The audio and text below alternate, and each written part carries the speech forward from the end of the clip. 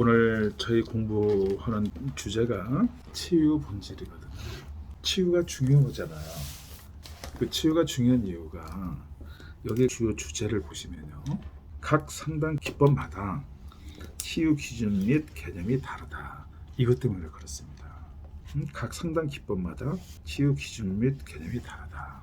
자, 이 상담 기법마다 치유 기준이 다르잖아요. 그러면 우리가 이 현상을 어떻게 이해하고 어떻게 받아들여야 되느냐 점입니다. 상담을 공부하시는 분, 진정으로 내가 치유를 추구하시는 분, 또는 전문적으로 상담 활동하시는 분들 있죠.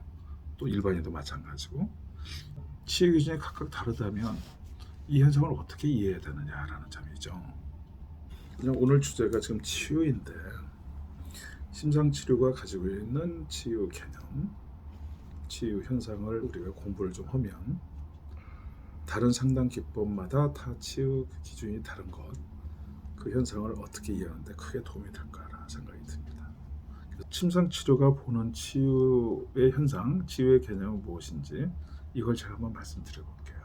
심상치료에서는 치유에 대해서 가장 중요한 그런 현상, 개념을 몇 가지 제가 말씀을 드려보면, 첫째가 완치라는 거죠. 완치 개념. 그 다음 두 번째의 개념은 증상과 원인, 문제 모두 해결 체험. 증상과 원인, 문제 모두 해결 체험. 그다음 세 번째로는 구체적인 치유 단계를 거쳐서 진행하는 특징. 그러니까 구체적인 치유 단계를 순서대로 거쳐서 해결되는 치유 체험. 네 번째로는 언어로 표현하는 문제 해결 치유 체험. 여기는 앞에 내담자 당사자, 내담자 또는 당사자가 언어로 표현하는 문제 해결 치유 체험 단계. 다섯 번째로는 내담자 당사자가 느끼고 있는 문제 해결 치유 체험 단계. 여섯 번째로는 내담자 당사자가 생각하고 있는 치유 체험 문제 해결 치유 체험 단계. 일곱 번째, 내담자 당사자가 자기 문제로 인한 부작용과 이에 수반된 문제점 치유 해결 체험 단계. 여덟 번째, 내담자 당사자가, 이건 개인이라고 표현할 수도 있습니다. 내담자 당사자를, 내담자 당사자가 실제 생활에서 자기 성공, 인생의 최고의 삶, 최상의 자아실현 등의 목표를 해결해주는 치유 체험 단계. 그 다음 또 하나, 인간의 심리적, 정신적 쓰레기와 찌꺼기를 모두 치우고 해결하는 치유 체험 단계. 그 다음 점작업 내용과 실제 문제, 작업 내용 모두를 해결하는 치유 체험 단계. 이렇게 10가지를 좀 오늘 설명해 줄 수 있을 것 같습니다. 첫째, 완치 개념이죠. 완치. 이게 다른 상담 기법이고 다른 치유 개념인 거예요. 심상치료가 갖고 있는 완치다라는 거예요. 여기는 어떤 뜻이 내포되어 있냐면 이 세상에 문제는 없다는 뜻이 내포되어 있어요. 그래야 이 완치라는 게 논리적으로 맞는 얘기죠. 그러면 혹자는 가끔 이것을 쭉 설명을 하면 바로 질문들을 하세요. 어떤 거냐면, 아니 그러면 심상치료를 받게 되면 누구나 다 치유가 되고 그렇게 어마어마하고 대단한 겁니까? 라고 여쭤보거든요. 그러면 제가 다음과 같이 대답해요. 완치가 있고 완치 치료 기법이 있어도 현장에서 내담자랑 같이 상담을 하다 보면 여러 가지 이유와 변수로 완치가 이루어지지 않거나 그 부분을 확인하지 못하고 끝나는 일도 벌어집니다. 라고 얘기할 수 있죠. 그렇다고 완치 개념이 흐트러지거나 없어지는 게 아니라 분명히 있는데도 현장에서나 실제 상담을 해보면 여러 가지 요인으로 말미암아 그 부분을 이루지 못하거나 또 시간이 오래 가거나 오해가 올 수 있다는 점이 있다는 걸 말씀드리고 싶어요. 그리고 여기서 우리가 제일 먼저 중요하게 여길 것은 과연 완치가 올바른 개념이냐, 그게 타당성이 있느냐, 그걸 우리가 심도 있게 논의하게 되면 오늘 이 공부가 상당히 유익하다고 생각이 듭니다. 진짜 완치가 있느냐. 자, 심상치료는 치유하면은 완치의 개념이다. 여기서 완치라는 건 완전한 치유 또는 완벽한 치유, 또 모든 문제를 다 해결한다는 뜻이 내포된 말이거든요. 이걸 만약 우리 선생님들께서 받아들이시잖아요. 그렇게 되면은 제대로 된 치유 개념을 이해하고 받아들이셨다. 저는 이렇게 평가해 드리고 싶습니다. 이게 사실은 상담에서는 상당히 중요한 건데요.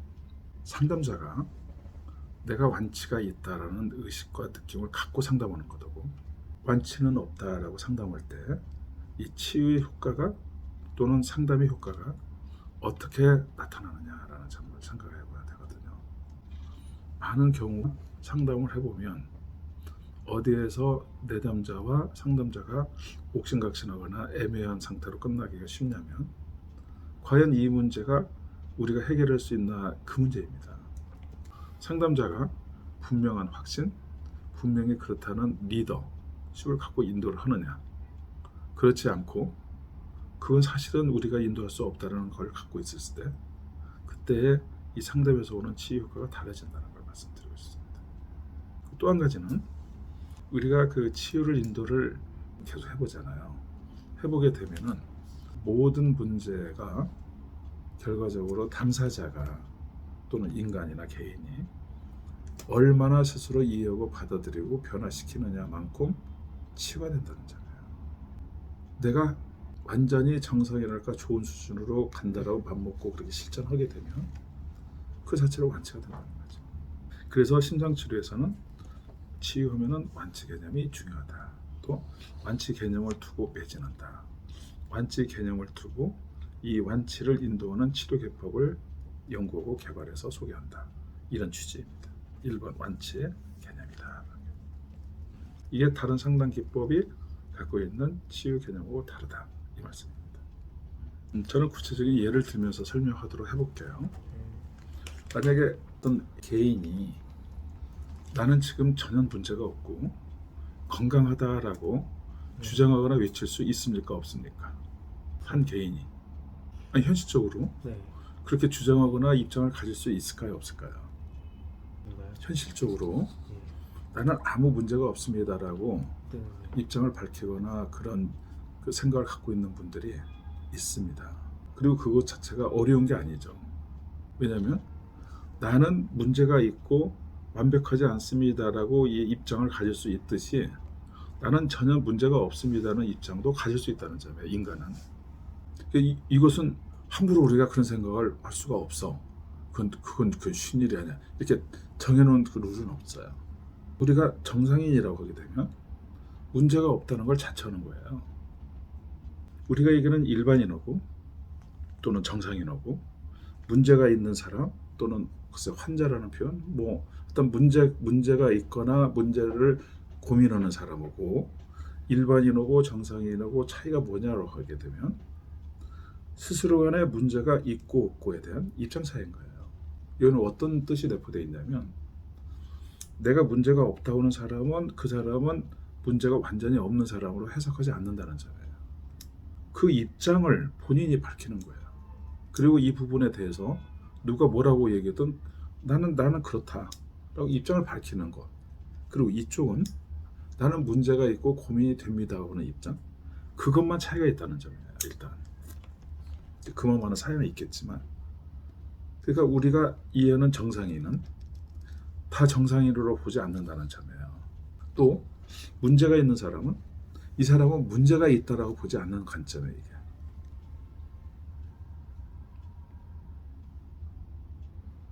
어떤 사람이 만약에 스트레스가 있거나 고민이 있어도 이것을 나는 고민이 없고 스트레스도 느끼지 않는다라고 일단은 입장을 밝히면 아니야 당신 스트레스 고민이 있지라고 그런 옥신각신하거나 싸우는 일은 발생할 수가 없어요.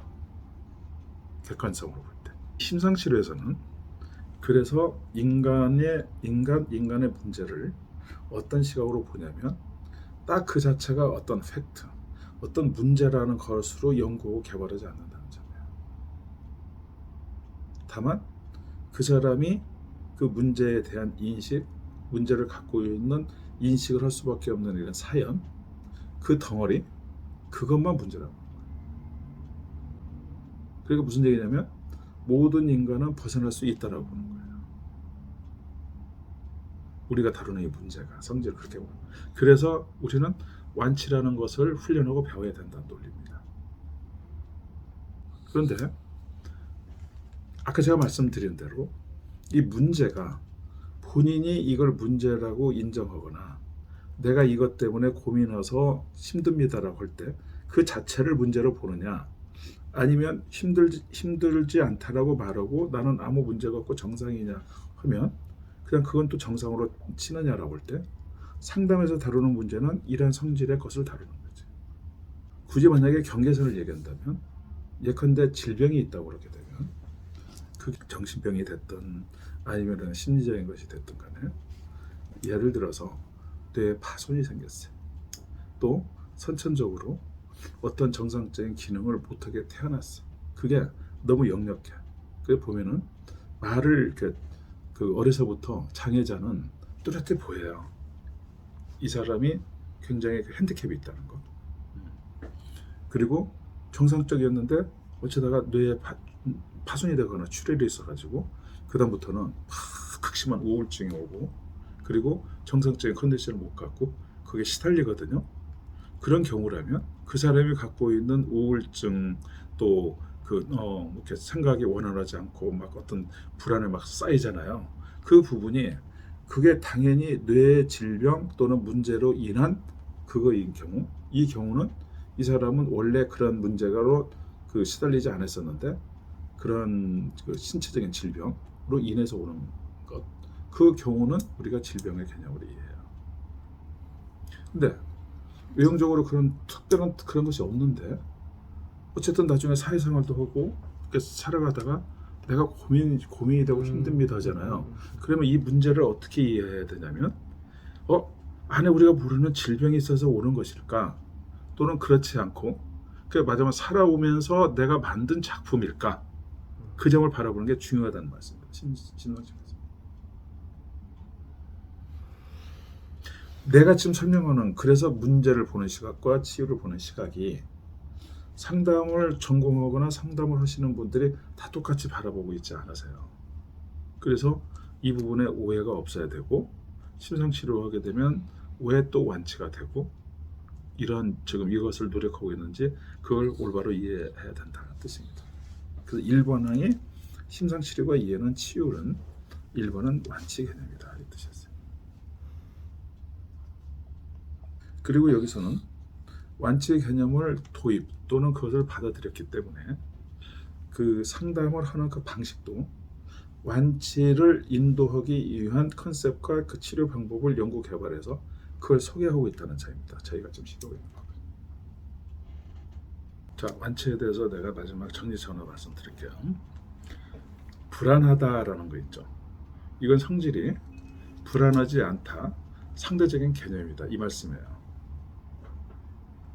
그리고 내가 어떤 생각에 사로잡히다 하면 생각에 사로잡히지 않다, 그거에 대한 서로 대칭되는 개념이에요. 그래서 여기서 완치가 나온다 이 뜻이 말씀드렸습니다. 왜냐하면 사로잡힌 경우에 사로잡히지 않는 경우를 우리가 그건 인간이 불가능해, 그건 어쩔 수 없어, 해야 돼, 그렇게 논리를 할 수가 없다는 거예요. 또는 불안한 사람이 불안은 어쩔 수 없어, 불안하지 않는 것은 우리가 상상할 수 없어, 이렇게 논리를 필 수 없다는 점입니다. 불안하지 않음, 두 개가 공존하는 거죠. 모두 우리가 다루는 문제를 하나를 쭉 나열해 보면 예를 들어서 강박이 아님, 또는 불안이 아님, 또는 불면이 아님, 이런 상대적인 개념이 존재하는 것들을 다루기 때문에 이 경우는 상상도 못해. 잠을 못 자는 사람은 죽어도 이제 계속 잠을 못 자야 돼. 그렇게 그쪽으로 논리를 피지 않는다. 이게 완치의 개념이다 이 말씀입니다. 상담자가 반듯하게 이것을 알고 상담을 임하는 것이고, 불면은 영원히 못 고치는 거야, 그렇게 생각하고 상담하는 것이고, 상담의 질이 하나가 땅차로 달라진다는 거죠. 그 말씀이다. 내가 어떤 문제에 정착돼 있으면 네. 이거냐 아니냐를 갖고 싸우는 걸로 이해하셔야 되지. 네. 이것을 내가 해결하느냐 안 하느냐 그런 거에 어중간하게 혼란스럽게 가지시면 안 된다는 거지. 나중에 내 문제를 내가 벗어나느냐 못 벗어나느냐 그걸 싸우시면 돼요.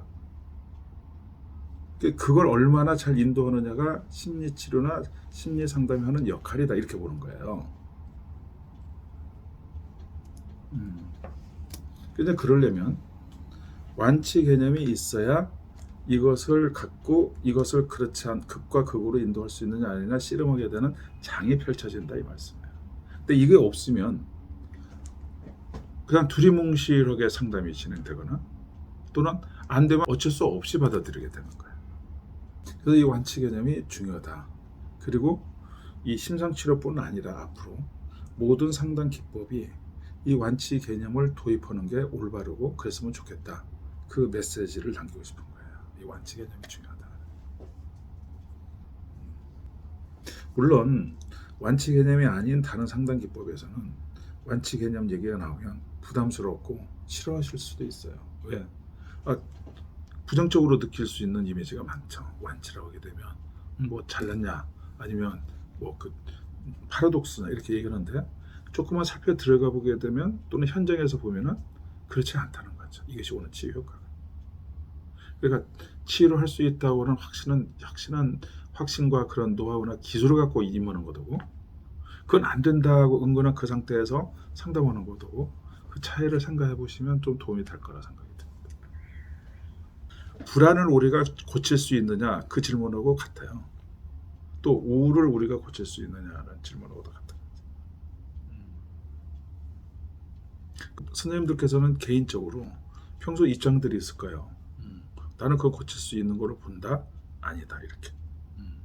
심리치료가 최종적으로 지향하는 바를 최종적인 목표가 뭐냐 그러면 이것을 벗어나게끔 해줘야 되는 성질로 본다 이 말씀입니다. 왜? 이 문제를 불안, 강박 이런 공황이 있잖아요. 그러한 부분이 아까도 말씀드린 것처럼 그것이 아닌 상태의 개념을 두고 씨름하고 그것을 인도하는 것이 심리상담이기 때문이다. 이 말씀입니다. 이 자체가 병이냐 아니냐 들어가는 게 아니에요. 이것을 벗어나지 않는 사람의 모델을 보고 이 사람도 그렇게 하지 않는 사람으로 이동시키거나 움직이거나 작업을 하는 게 심리상담의 일이다. 이렇게 심리상담이 하는 일이 그런 일이다. 그런 생각, 그런 논리로 심상치료는 치유 개념을 성립했다. 이 말씀입니다. 자, 그 다음에 두 번째, 증상과 원인 문제 모두의 해결 체험이 치유다. 자, 여기서는요, 증상과 원인 문제 모두라는 말씀이 있어요. 증상과 원인 다 다뤄야 된다. 이 말씀이잖아요. 증상과 실제 문제의 차이는 뭐냐면 당사자가 평소 생각하고 느끼고 그리고 생활에서 그 고통받고 있는 그 문제를 증상 문제라고 합니다. 여기 중요한 포인트가 뭐냐면 당사자가 스스로 생각하고 느낀 문제다. 원인 문제는 스스로 느낀 문제가 원인 문제가 아닙니다. 이 개인이 내가 문제를 갖고 고민하거나 생각하잖아요. 생각이 나는 것은 다 나는 만큼 나는 게 아무리 심오한 수준으로 나도 내가 나면 그게 증상 문제다. 전번에 내가 좋은 예를 들어줬는데 한 분이 내 문제는 진짜 심오해서 해결을 쉽게 못합니다. 그래서 전국 방방곡곡에 자기 갖고 있는 막 매덕을 써서 고치려는데 못 고쳤다. 그래서 무슨 문제를 지금 갖고 계십니까? 그랬더니 저는 에디푸스 컴플렉스 문제를 갖고 있습니다. 이 문제는 못 풀더라고요. 이렇게 얘기를 한 거예요. 이제 그 내용을 들어가 보면 아들과 엄마 그 아들 아빠 엄마의 관계 거기에서 그 아빠는 엄마하고 사랑을 독차지하고 싶은데 그 아들이 또 엄마가 또 좋아하니까 아빠가 또 질투를 하고 질투를 하다 보니까 그 뭐랄까 아들이 그것을 어린 시절에 말을 잘 못하는데 아빠가 나를 해치면 어떨까? 그래서 나를 거세도 할 수 있다. 그것이 오이디푸스 컴플렉스의 그 내용이에요. 자, 그런데 또 여기에서도 우리가 짚어야 될 부분이, 자, 오이디푸스 컴플렉스를 이분이 고치려다 못 고친 거예요. 왜 못 고쳤을까요? 그래서 정말 유명한 정신과 의사나 상담원 사람을 다 돌아다녔는데 자기는 못 고쳤다는 거예요. 수없이 많은 사람, 많은 상담, 훌륭한 사람, 전문가를 만나고 정신과를 만났는데 중요한 것은 이분이 왜 못 고쳤느냐는 점이에요. 뭐 이게 뭐 어머니에 관한 거 또는 비정상적인 뭐 성적인 거 많은 것들을 우리가 얘기할 수 있을 거 아니에요. 오이디푸스 컴플렉스에 대해서 이제 줄거리를 알고 나면 이분이 지금 오이디푸스 컴플렉스 문제가 있고 이분이 못 풀고 있어요. 왜 못 풀었을까요? 중요한 점은 그동안은 많은 상담이 도움이 안 됐던 거죠. 그게 힌트예요. 어떻게 보면 그 쉬운 문제랄까? 그 쉬운 문제가 왜 이토록 이 사람에게 힘들고 고민이 되고 그것도 수십 년간 이 문제로 시달리고 있어야 되는 점이에요. 이분이 오이디푸스 컴플렉스에 대한 이론이나 인터넷에 대한 자료나 또는 상담가들이 뭐라고 얘기하는 얘기를 안 들어서 해결이 안 됐을까요? 라는 점이에요. 그럴 리는 없죠.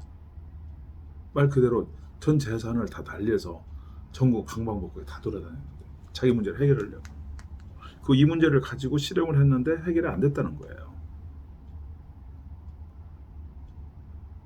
여기는 웬만한 얘기를 들어야 그 사람 귀에 들어오겠습니까? 왜? 다 들은 내용들이에요.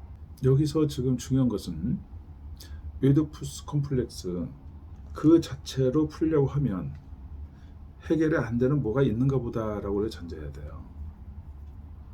우리의 치유 개념을 공부를 열심히 하잖아요. 그러면 이분도 우리는 치유할 수 있는 길을 인도할 수 있다는 점이에요.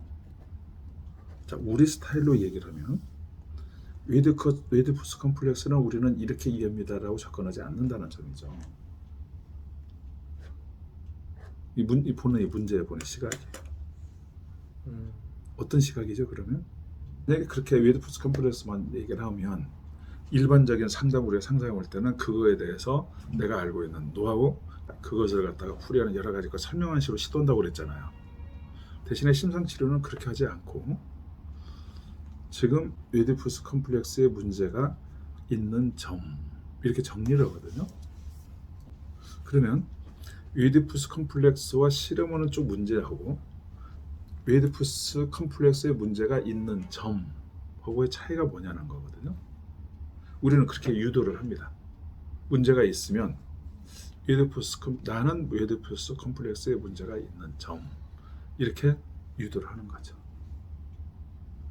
그러면 나는 오이디푸스 컴플렉스의 문제가 있는 점하고 오이디푸스 컴플렉스 문제가 뭔지 설명하는 것하고의 차이점이 뭐냐는 거예요. 다르죠. 무슨 얘기냐면 있는 점 하면 이 점, 내가 오이디푸스 컴플렉스가 있는 점, 이 성향, 이 패턴, 내가 이런 입장이 왜 생겼고 이건 어떻게 벗어나야 되는 쪽으로 치료가 하는 거고 오이디푸스 컴플렉스를 설명하는 식은 이쪽의 방향이 같습니까? 틀립니까? 완전히 달라요. 그러니까 이게 중요한 방향이 달라진다는 거죠. 자, 나는 오이디푸스 컴플렉스가 있는 점 그리고 지금 설명을 하고 오이디푸스 컴플렉스는 이렇게 하니까 이렇게 이해하고 이렇게 하고 이거로 시도하는 거고 이제 다른 거 이해가 되셨죠? 그러면 여기서 이 점 작업이 어디에서 어떤 관점에서 나오냐면 완치 개념에서 나온 거예요. 놀랍게 알지 말고 보면 이게 무슨 뜻이냐면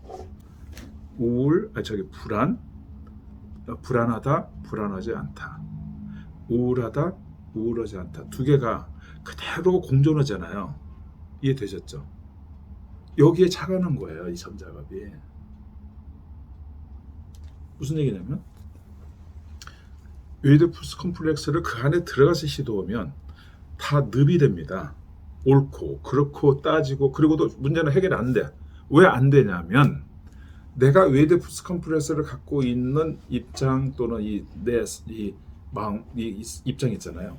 이것을 다루는 쪽으로 방향이 아니어서 그런 거예요.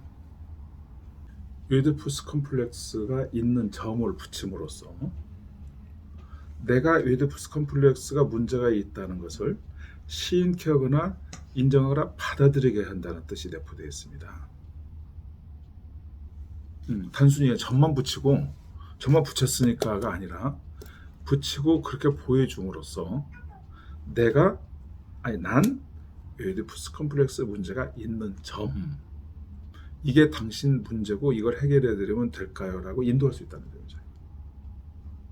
근데 그것이 아니고 오이디푸스 컴플렉스가 뭐다라고 시도를 하잖아요. 그러면 이런 문제가 있는 점을 갖고 다루고 바꿉시다 라는 쪽이 아니라는 거죠. 치료 방법이. 그리고 얘기 들으면 들을수록 완벽하지 않거나 많은 얘기 듣게 되면 그 부분이 왜 나한테 이렇게 힘들고 어려운지 그 노하우는 전수받을 수가 없다는 점이죠. 근데 난 오이디푸스 컴플렉스 문제가 있는 점하고 그걸 내담자가 받아들이잖아요. 그러면 이게 어떤 식으로 바로 문이 열리냐면요. 오이디푸스 문제가 있는 점, 오이디푸스 문제가 없는 점 사이를 왔다 갔다 하는 길을 여는 거예요. 아까 얘기했잖아요. 우울한 점, 우울하다, 우울하지 않다. 이것을 핸들링으로 우리가 다루기 때문에 이 말씀이에요. 이게 보다 실제적이고 보다 치유의 핵심이고 이 부분을 배워야 모든 심리 상담이 앞으로도 제대로 될 것이라는 말씀을 드리죠. 다시 한번 말씀드렸는데 모든 게 이게 상대 개념이구나라는 겁니다. 우울, 불안, 또 막막함, 또는 뭐 가족 갈등, 부부 문제, 뭐 이게 있을 거 아니에요. 모든 인간 이 문제가 상대 개념이구나. 상대 개념이 뭐냐면 불안하지 않음, 우울하지 않음, 이 축을 다루는구나라는 점입니다. 그러니까 우울하면 우울을 집중적으로 공부하고 이게 어떤 현상이고 어떻게 해야 되나 이렇게 안 들어가요. 우울과 우울하지 않음 이것을 두고 연구하는 거예요. 보다 좀 뚜렷하게 이해되셨나요? 그러니까 심지어 오이디푸스 컴플렉스에 문제가 있다 그러면 보통 사람은 손을 들 수밖에 없어요. 왜? 수없이 상담을 받아도 그거 해결 안 했다면 그건 우리가 못 고치는 병이야라고 할 수가 있는데 여기서는 바로 오이디푸스 컴플렉스 문제가 있는 점, 오이디푸스 컴플렉스 문제가 없는 점 여기를 들락달락하게 해서 해결한다는 뜻이 내포되어 있어서 그런 거예요. 그러면 이게 지금 이거야말로 진짜 치유라는 거죠. 내가 오이디푸스 컴플렉스 문제가 있는데 그걸 놓은 거예요. 나는 오이디푸스 컴플렉스 문제가 없다라고. 그거 이상 실제적이고 구체적인 치유가 있으면 나와보라고 해요. 뭘 치유라고 하는지 이거예요. 그러면 심리 상담이 이렇게 구체적인 것을 목표를 심상치료가 하듯이 다 똑같이 이걸 제시해야 된다는 말씀이에요. 내가 전 주장하고 싶은 거예요.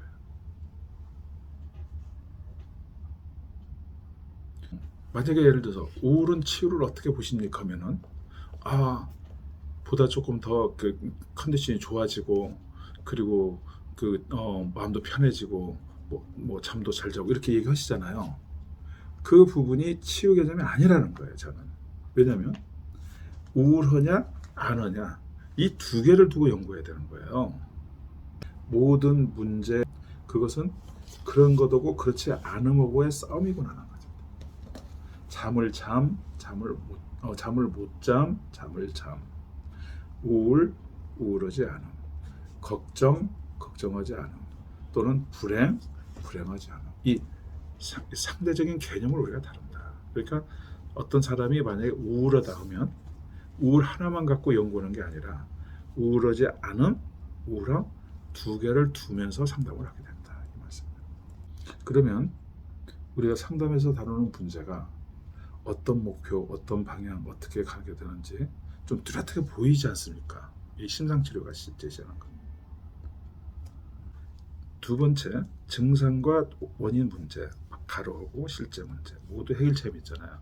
이것은 무슨 말씀이냐면 우리가 지금 우울, 우울하지 않음, 걱정, 걱정 않음. 이걸 다룬다고까지 이해되셨죠? 그런데 이것만이 또 능사가 아닌 걸 발견한 거예요. 무슨 얘기냐면 나는 오이디푸스 컴플렉스 문제가 있는 점으로 다뤘잖아요.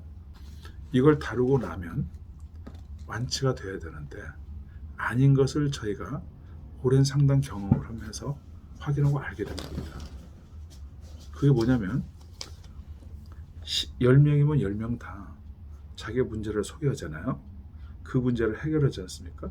그렇게 되면 만족을 하는 게 아니고 내 진짜 속 문제나 힘든 점이 있다라고 또 바로 또 이어서 나오는 점이죠. 그 현상을 우리가 중요하게 생각해야 되는 거예요. 왜 문제라는 부분을 해결하면 다들 만족이 안 되고 오히려 속에서 뭔가 더 건드려서 나오는 현상이 있을까라는 점이에요. 아, 이게 반드시 나오는 거구나 했던 점이에요. 그래서 상담가나 또는 치유를 원하는 사람 모두가 관심 갖고 눈을 떼야 되는 게 뭐냐면 내가 현재 고민하는 문제 있죠. 이 문제가 해결하면 다 해결된다라고 기대하지 마시라는 거예요. 이 문제가 해결되면 안에 있는 문제가 나올 것을 대비하라라고 얘기하시는 거예요. 그게 무슨 얘기냐면 증상과 원인 문제 모두를 해결해 본다. 그건 이런 표현을 하면 도움이 될 것 같아요. 사람이 우리가 순수한 한국말로 말할 때 어떤 힘듦, 고민을 얘기하잖아요. 그러면 우리가 거기에 이제 집중합니다. 힘듦, 고민을. 그리고 그걸 해결을 애를 쓰잖아요. 여기서 2번 항이 뜻하는 건 뭐냐면 그런 고민, 힘듦이 있는 그 당사자 있잖아요. 힘듦과 고민을 이야기하는 그분의 입장과 속 심정이 있다라는 점을 말씀드려요. 상담을 하다 보면은 문제라고 하는 것만 채택해서 그것만을 몰두하잖아요. 그러면 곧 미스할 수 있는 부분이 뭐냐면 엄연히 존재하는 무시무시한 존재가 뭐냐면 이 입장을, 이 문제를 속에고 있는 당사자의 심정과 속심정과 마음이 있다는 것을 꼭 기억하시라는 뜻이에요. 이게 그렇지 않게 되면은 상담에서 문제를 완치하는 부분이 어렵습니다. 근데 이걸 학문적으로나 프로이드는 무의식이라고 표현했고 또는 일반적으로 심층적인 내면의 세계 이렇게 표현을 하는데 우리는 현장에서 상담을 하고 드러나 있는 문제, 증상 문제 있죠.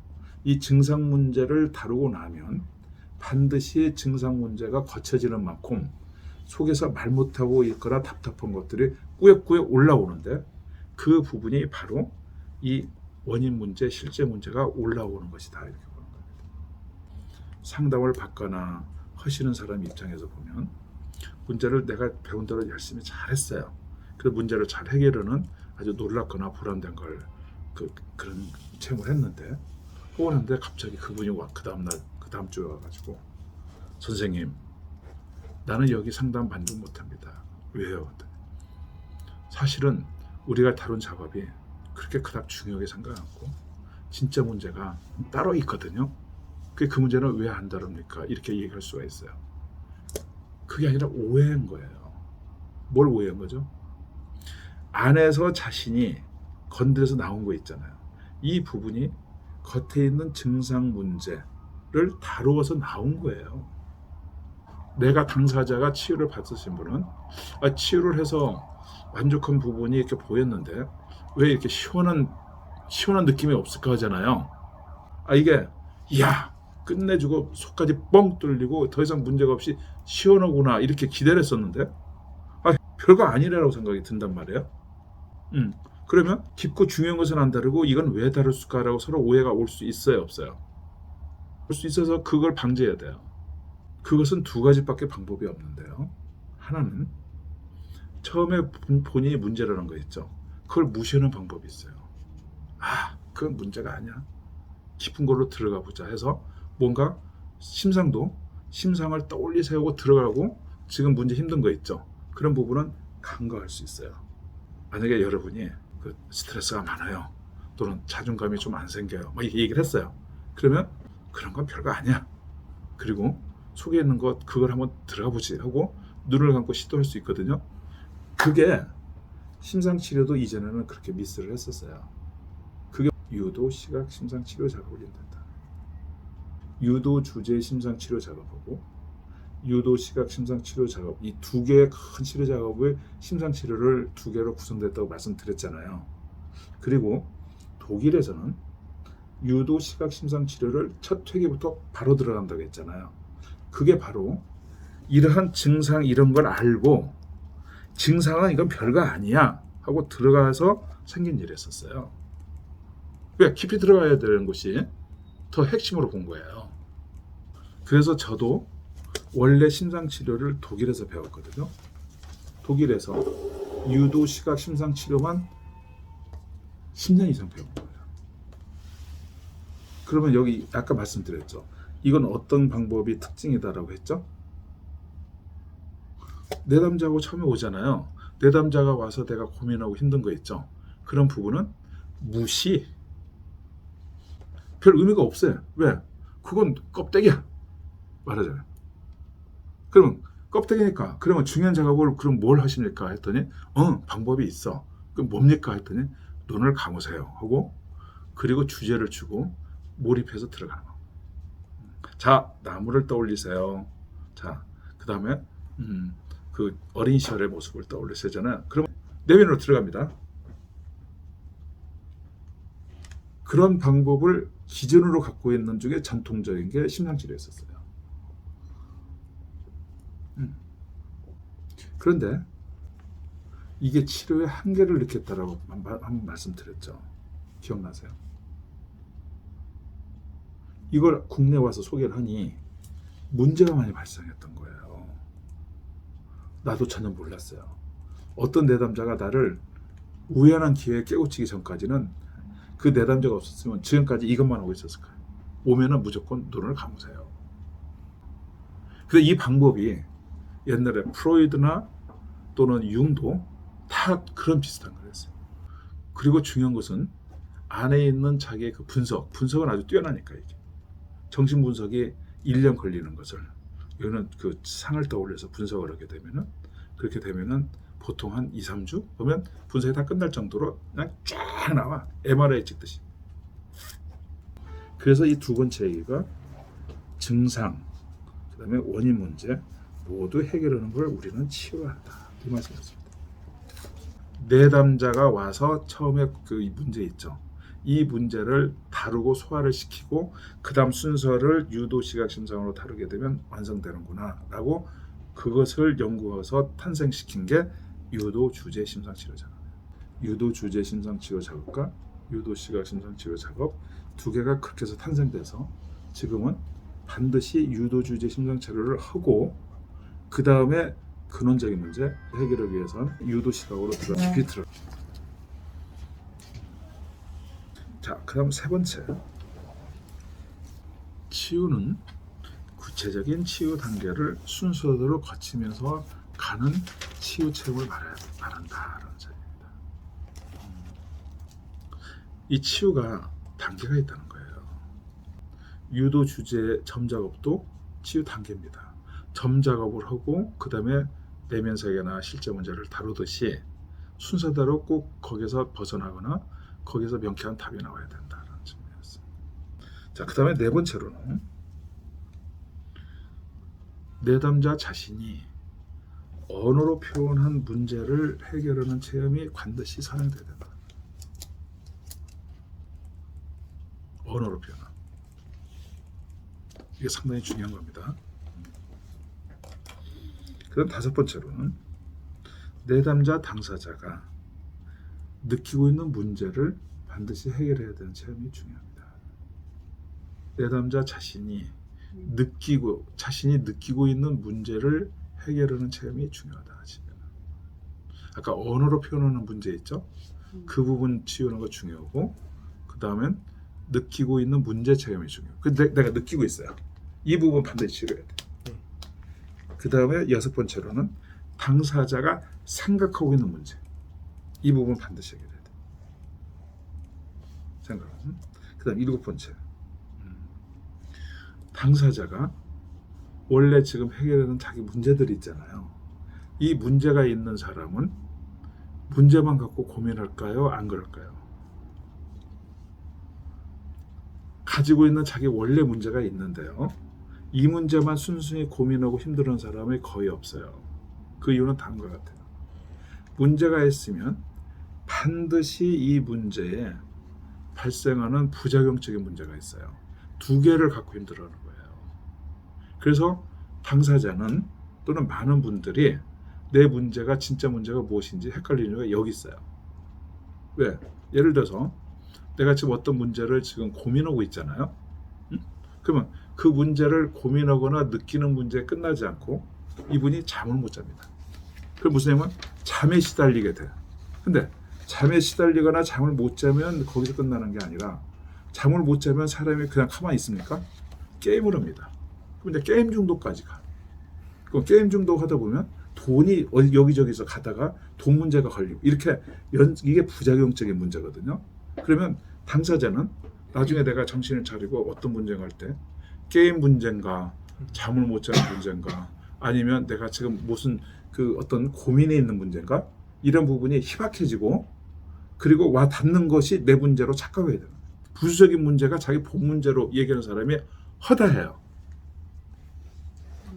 근데 이것을 그 정확하게 알아야 치유가 되기 때문에 반드시 본 문제와 본 문제로 생긴 부수적인 문제의 구별성 이거에 대한 것들을 아는 훈련이 제일 중요하다고 해도 과언이 정도로 이 상담에서 보통 이 정도로 흘러가게 되면 10중 8구는 자기 문제가 뭡니까 하면은 내가 지금 올바르지 않는 어떤 사고방식 때문이라고 말하는 사람 거의 없습니다. 반면에 잠을 못 잡니다. 또 게임 중독이 있습니다. 또는 돈을 함부로 써서 쇼핑을 하는 분들 이렇게 얘기를 합니다. 보통.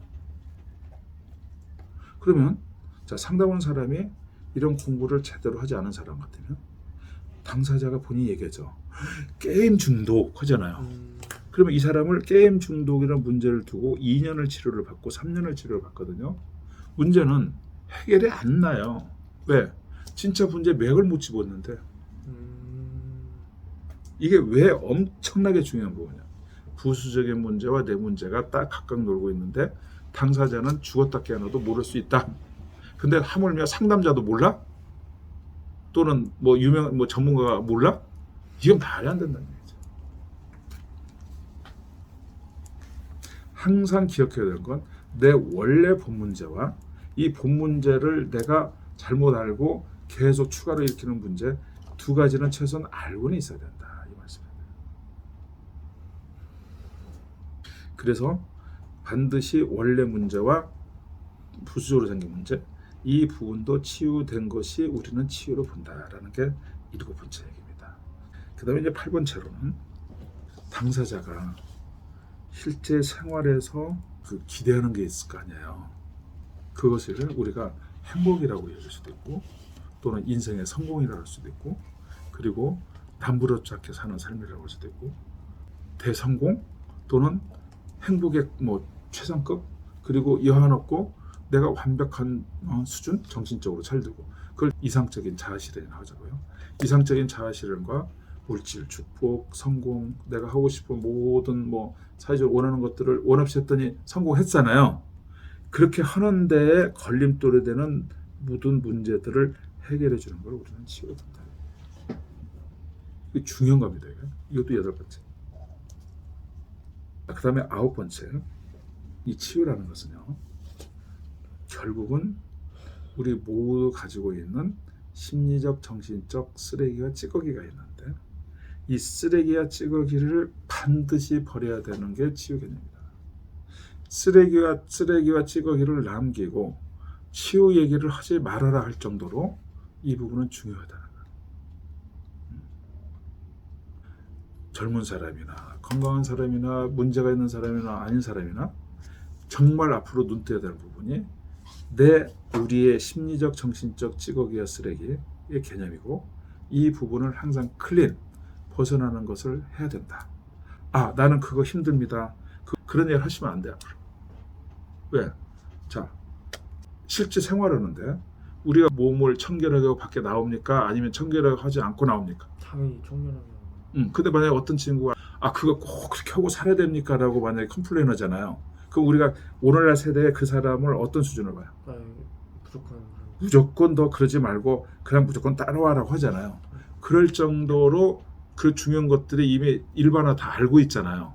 그런 경우는 누가 가르쳐주지 않아도 다 따라서는데 이 심리적 정신적인 찌꺼기 쓰레기 있다는 개념이 정착이 안 되다 보니까 이 부분을 갖고 있는데 이건 치유를 않고도 그냥 되는 줄 그냥 그런 세상이에요 지금. 난 이 부분이 정말 안타까운 거예요. 왜? 전 국민이 다 해야 될 일이에요. 뭐 어떤 사람은 세수하고 몸을 씻고 나오고 어떤 사람은 안 씻고 나오고 그런 법칙이 있을까요? 논리가 이것은 누구나 해야 될 일이지 어떤 특정적인 사람이나 아니면 이것 때문에 고민하는 사람만 클린한 일이 아니다라는 거잖아요. 이 개념은 정말 알려. 심리적 정신적 쓰레기와 찌꺼기 개념. 이게 치유 개념. 우리 모든 인간 또는 우리들에게 우리가 힘들고 있는 부분을 놀라운 치유가 될 것이다 라는 거죠. 자 여러분, 쓰레기와 찌꺼기라면 이해가 쉽죠. 문제를 어떤 시각으로 우리가 바라봐야 되는지.